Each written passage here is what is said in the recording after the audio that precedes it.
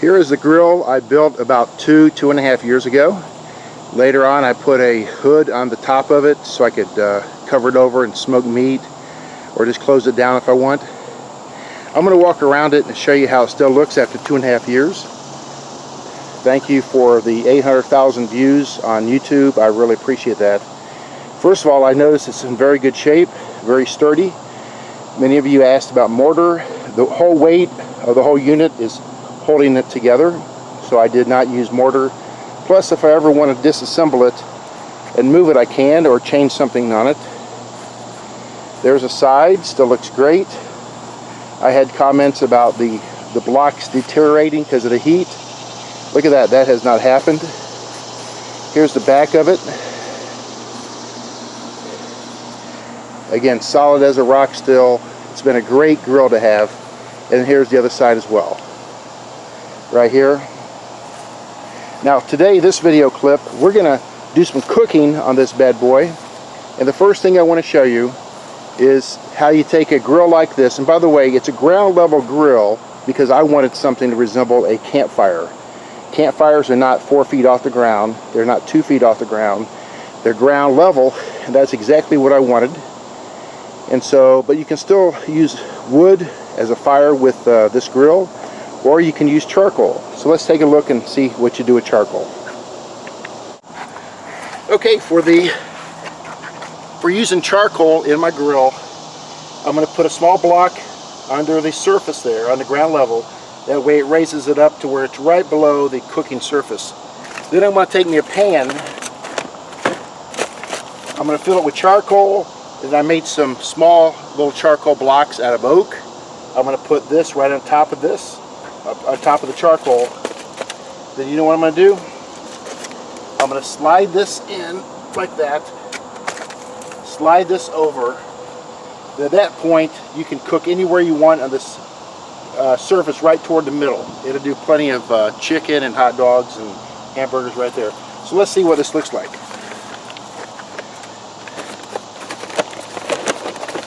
There you go. Here's some charcoal.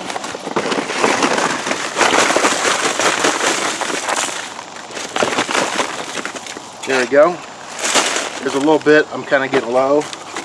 But this really makes up the difference. I'm going to throw some oak on top of this. Look at this. Oh, that's going to burn so nicely. This is going to be hot burning because of the oak especially. See? And then I'm going to take it, slide it underneath just like this. And it's right just a couple inches away from the cooking surface. Now this is rusty, so if you want to cook on that, use some foil or a cooking mat. I have 2 mats I'm going to use later. But that's what I do when I want to use charcoal. And you know what? It is a really nice way to cook out here. And then I can sit over here in my chair, drink some decaf coffee in the evening, maybe some iced tea. And you know what? Really enjoy the smells that come across my back patio area.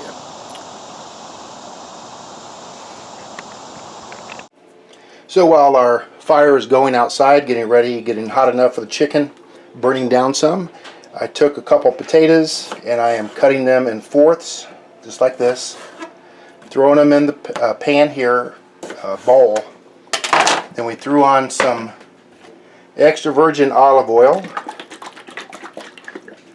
and then we have a pack of Zesty Italian salad dressing and recipe mix. So we're going to throw that on the top of this.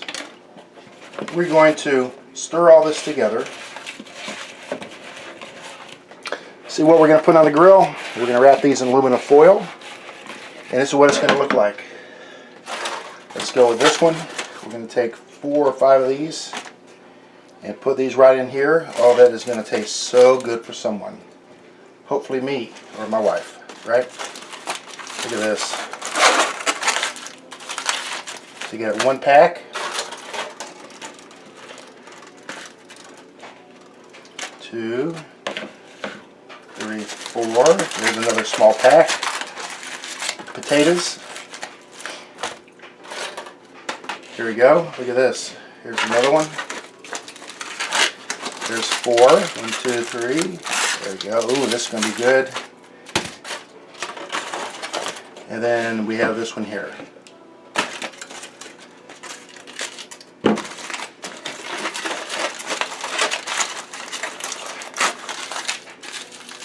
because they're cut up, it's not going to take too long for them to cook.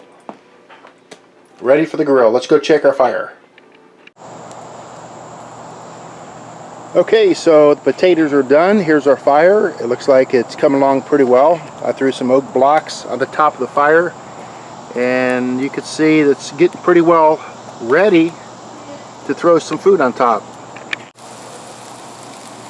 Okay, so far we have a bunch of chicken legs. We have a whole chicken cut in half, and I had my neighbor friend come over with some boneless chicken thighs, and you can see what we're cooking. We got some veggies and some potatoes to throw in there a little bit later.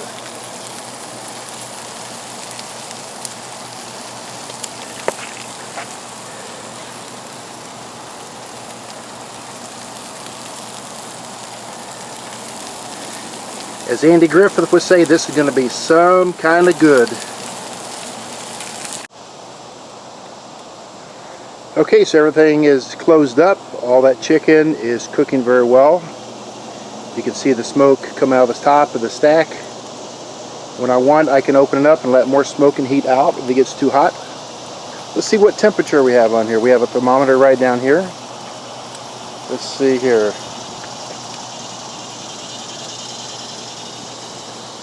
.400 degrees. Look at that. That's pretty hot. So I'll tell you what we're going to do. We're going to open up the stack a little bit, let some of the heat out. I want it to about 3, maybe 350.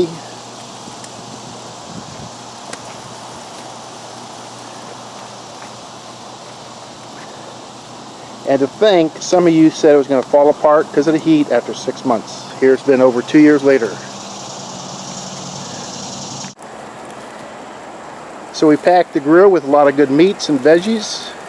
You can see the nice beautiful flames underneath the grill. And let's see what we have on there. Look at that. Way in the back corner there's some kielbasa sausage, some chicken legs, and a whole chicken cut in half. There you go. And then toward the front is a big tray of veggies with all kind of carrots and onions in it. We have some shish kebabs. There's some potatoes that I did earlier. And we're going to close that lid and let that thing sit for another half hour. We'll see hopefully how it looks. Okay, we're finally done with our cooking. Turns out pretty good. Again, shish kebabs, kielbasa, potatoes, all kind of chicken and veggies. And I'm going to step back. You can see all that beautiful smoke coming out of my grill. Thanks for watching.